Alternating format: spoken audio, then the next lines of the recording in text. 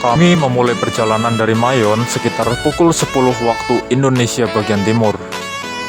Terlihat cuaca sangat cerah sehingga sangat bagus untuk memulai perjalanan.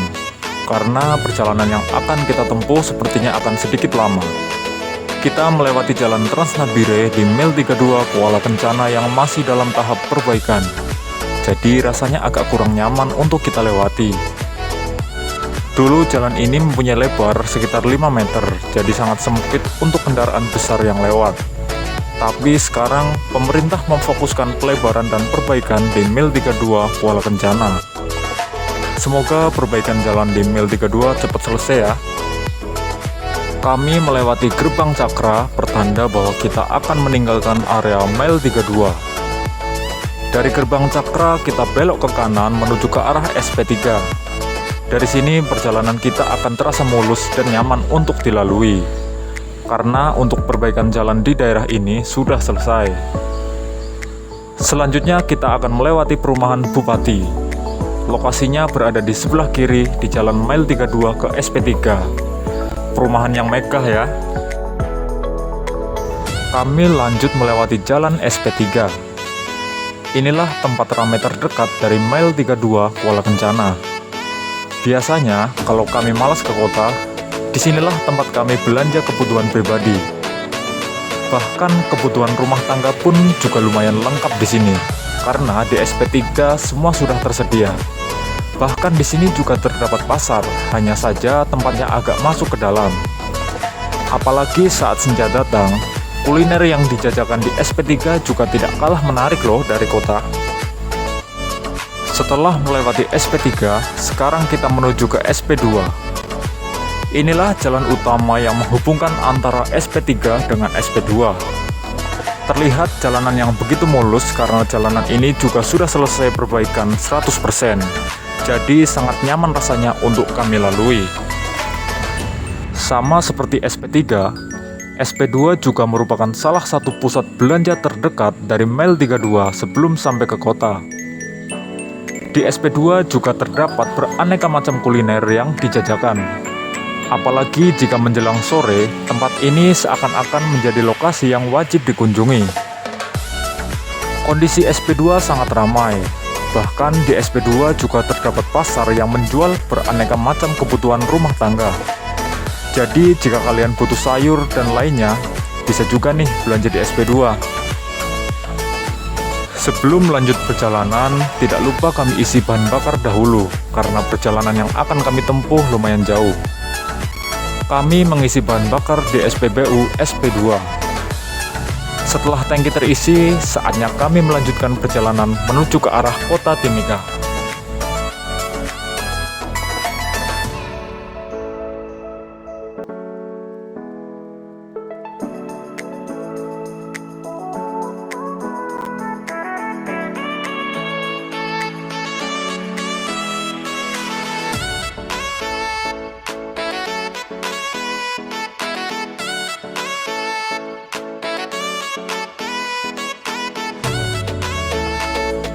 Sekarang kami sudah sampai di Bundaran Petrosi, pertanda bahwa kota Timika sudah sangat dekat. Suasana kota sudah mulai terasa di sini, ditandai dengan banyaknya pusat perkantoran dan bangunan yang begitu megah. Kota Timika sekarang sangat berbeda dengan kota Timika dahulu, di mana sekarang lebih dominan ke bangunan yang menjulang tinggi seperti layaknya sebuah kota besar. Inilah wajah kota Timika. Kota yang mendapat julukan kota dolar karena keberadaan perusahaan asing Freeport, di mana para pekerja tambang di tempat ini mendapatkan gaji hingga puluhan juta per bulan. Mimika juga dijuluki daerah bisnis karena banyak orang datang untuk mencari pekerjaan dan juga berbisnis. Timika juga biasa disebut sebagai miniaturnya Indonesia, sebab berbagai suku ada di Timika. Bahkan, suku-suku yang menguasai ekonomi perdagangan di Mimika terbilang cukup banyak. Kota dengan makanan khas sagu tindis dan ikan bakar colo ini merupakan salah satu kabupaten di Provinsi Papua Tengah, Indonesia. Dan Timika merupakan ibu kota kabupatennya. Di kabupaten ini terdapat tambang emas dan merupakan salah satu tambang emas terbesar di dunia milik PT Freeport Indonesia yang letaknya berada di distrik Tembagapura. Terdapat juga sebuah bandara udara nasional di kabupaten ini, yaitu Bandara Moses Kilangin yang terletak di distrik Mimika Baru, serta pelabuhan nasional di kabupaten ini, yaitu Pelabuhan Pomako yang akan kita kunjungi. Oke, kita menikmati perjalanan sambil cerita ya. Kabupaten Mimika didiami oleh dua suku asli, yaitu Amungme yang mendiami wilayah pegunungan dan suku Kamoro yang berada di wilayah pantai. Selain itu, ada juga 5 suku kekerabatan lainnya, yakni suku Moni, Dani, Nduga, Damal, dan Lani. Selain penduduk asli, ada juga suku-suku lain di Indonesia yang puluhan tahun menetap di Mimika. Antara lain dari suku dan etnis Jawa, Makassar, Ambon, Bugis, Buton, dan Toraja. Kini berbagai suku lainnya seperti Minahasa, Kei, Minang, Batak, dan ada juga dari suku Bali. Inilah yang disebut suku pendatang atau kelompok pendatang. Dari sini bisa kita lihat hampir seluruh suku bangsa lain di Indonesia ada di Kabupaten Mimika. Tentunya dengan berbagai alasan ya, terutama mencari peluang bekerja di Mimika atau wilayah perkotaan dan daerah pertambangan yang menjadi daya tarik kuat bagi pencari kerja dan pendatang. Untuk kelompok pendatang sendiri terbagi menjadi 2. Untuk kelompok pertama, terdiri dari masyarakat Indonesia lainnya seperti pegawai pemerintahan dan pegawai swasta, anggota ABRI dan polisi, pedagang, dan sebagainya. Kedatangan mereka pastinya karena pekerjaan atau kegiatan yang dilakukan berkaitan dengan perusahaan dan penugasan sebagai pegawai negeri untuk instansi pemerintah daerah dan pemerintah pusat. Sebagai dari masyarakat Indonesianya, ada yang datang secara spontan karena mengikuti saudaranya atau mencari peluang kerja. Sedangkan untuk kelompok kedua merupakan masyarakat pendatang yang berasal dari negara asing. Penduduk pendatang ini ada yang sudah menetap sejak lama berkaitan dengan pelaksanaan pendidikan dan penyebaran agama Nasrani di daerah Papua bagian selatan. Mereka terdiri dari rombongan misionaris dan sending. Kebanyakan berasal dari Eropa dengan pekerjaan antara lain pendeta, penginjil, pekerja sosial, dan sebagainya.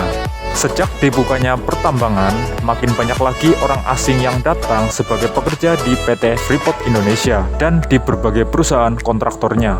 Mereka berasal antara lain dari Belanda, Jerman, Amerika Serikat, Kanada, Australia, Filipina, dan sebagainya.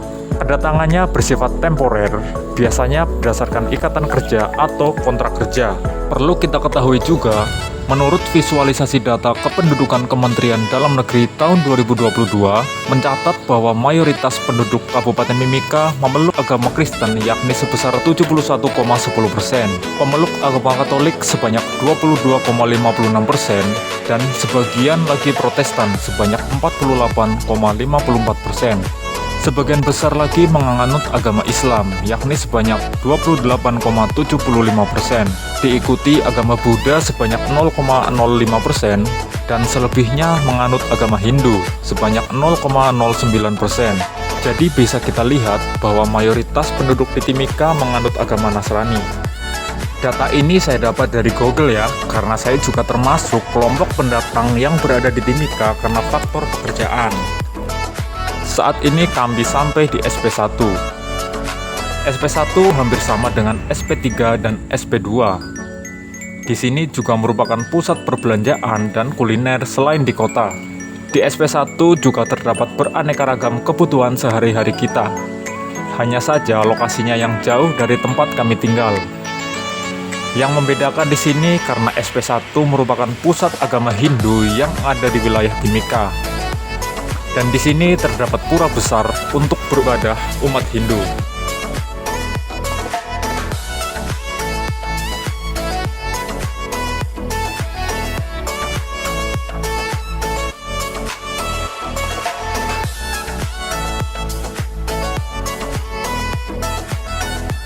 Oke, sekarang kita sampai di area kilo 8. Jalan di sini agak berkelok-kelok, jadi sangat berbahaya bagi para pengemudi baik roda 2 maupun roda 4. Jadi kalian yang akan melewati jalur ini agar selalu waspada ya, karena banyak tikungan tajam dan jalan agak sedikit licin. Mungkin untuk yang sudah sering melewati jalur ini pasti sudah hafal dengan tikungan-tikungan di sini. Tapi bagi kalian yang baru pertama melewati jalur ini, agar selalu waspada, karena lengah sedikit bisa berakibat sangat fatal. Di sini juga banyak anak-anak yang suka bermain di dekat jalan, jadi semakin menambah resiko berkendara di daerah ini.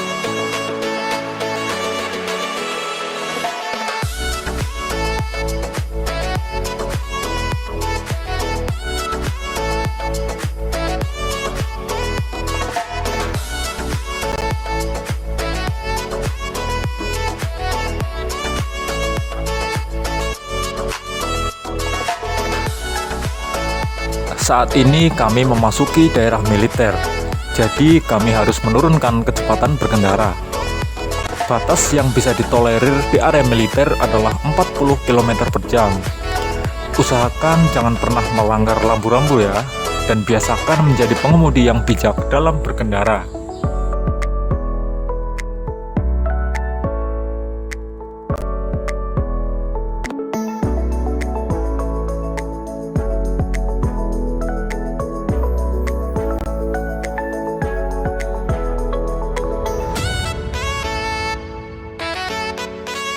Setelah sampai di Mampurujaya, cuaca agak kurang bersahabat dengan turunnya hujan.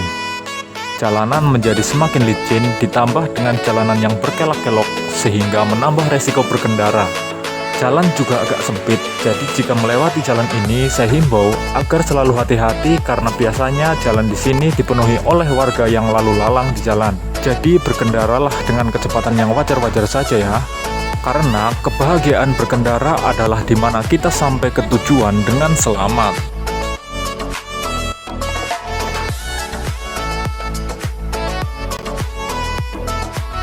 Tapi sepertinya hujan hanya numpang lewat, karena tidak sampai 10 menit hujan sudah reda kembali.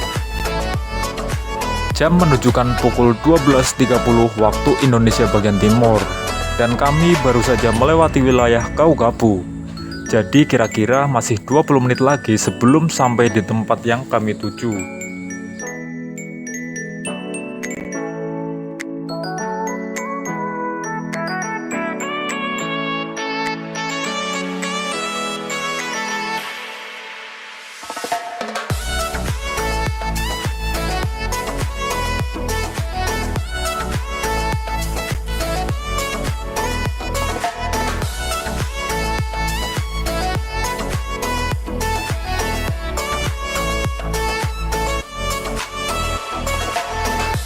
Semakin jauh kami mengemudi, jalanan juga terlihat semakin berkelok-kelok.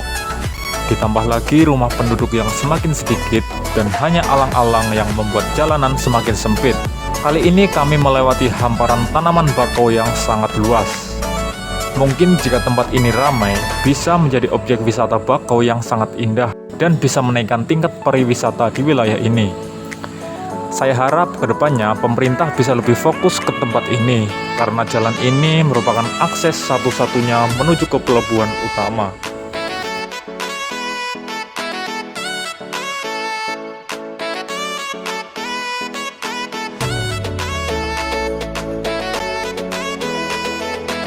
Kami sampai di area PLTMG atau pembangkit listrik tenaga minyak dan gas timah, dan menandakan bahwa kami semakin dekat menuju pelabuhan Pomako. Dari sini jalanan mulai terlihat tidak terlalu berkelok-kelok dan semakin nyaman rasanya menikmati pemandangan perkampungan Pomako.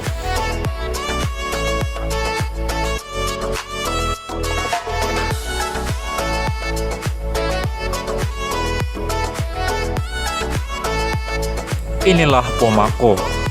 Kampung yang berdiri di atas rawa ini memiliki ciri khas di mana bangunan dan rumah-rumah berbentuk panggung. Mungkin karena berdiri di atas rawa ya, tapi inilah yang menjadi ciri khas tersendiri dari Pomako. Pomako juga mempunyai ekowisata mangrove yang merupakan destinasi wisata yang menarik di Kabupaten Mimika. Untuk penduduk Pomako sendiri rata-rata memiliki mata pencaharian sebagai nelayan.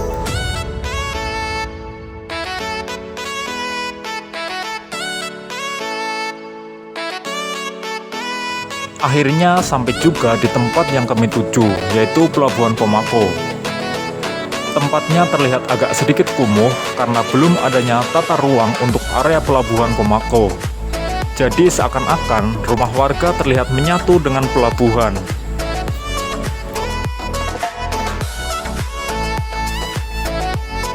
Di sini terlihat begitu banyak peti kemas yang tersusun di pelabuhan. Karena disinilah pusat bongkar muat peti kemas di Kabupaten Mimika. Oke, kami lanjut menuju ke dermaga, tempat di mana kapal-kapal melakukan bongkar muat. Terlihat begitu sibuk karena banyak kapal yang beraktivitas di sini, khususnya kapal-kapal kargo.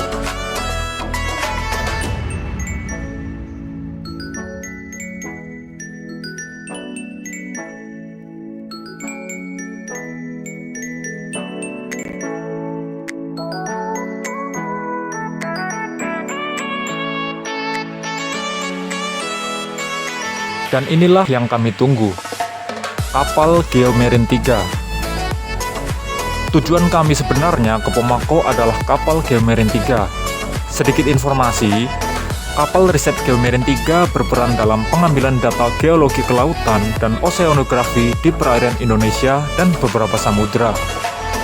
Kapal riset ini milik Kementerian Energi dan Sumber Daya Mineral melalui Pusat Penelitian dan Pengembangan Geologi Kelautan. Kapal riset Geomarine 3 yang biasa disebut GOMA memiliki multipurpose vessel. Fungsinya untuk pemetaan hidrografi, oseanografi, geologi, maupun geofisika. Kapal ini dilengkapi dengan fasilitas Dynamic Position System, yaitu sistem manuver pergerakan relatif terhadap gerakan sensor bawah laut saat pengoperasian ROV, dan posisi diam absolut saat pengambilan contoh dasar laut, pengukuran arus, dan gelombang laut. GOMA mulai beroperasi sejak tahun 2009. GOMA juga memiliki alat marine gravimeter satu-satunya di Indonesia dan pernah mengambil bagian dalam pelayaran bersama Observatorium Bumi Lamont Doherty di USA untuk memetakan perubahan iklim dan melakukan penelitian gas biogenik di utara Bali.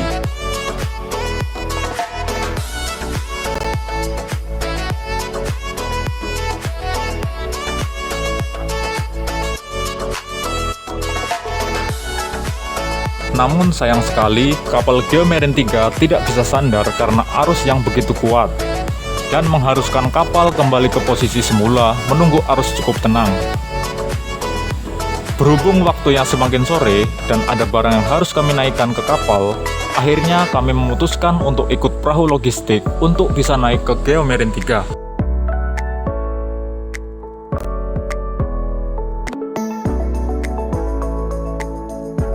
Inilah cerita perjalanan kami dari Mil 32 sampai ke pelabuhan utama Pomako. Sebetulnya banyak tempat-tempat menarik sepanjang perjalanan yang rasanya wajib kami kunjungi. Tapi tujuan utama kali ini adalah pelabuhan. Jadi mungkin di lain kesempatan saya akan mereview tempat-tempat menarik yang ada di wilayah Timika. Untuk itu jangan lupa ikuti terus Kumara Family. Warnanya putih si biri-biri, dijual untuk diambil bulunya. Cerita ini kami akhiri. Terima kasih atas perhatiannya. Sampai jumpa.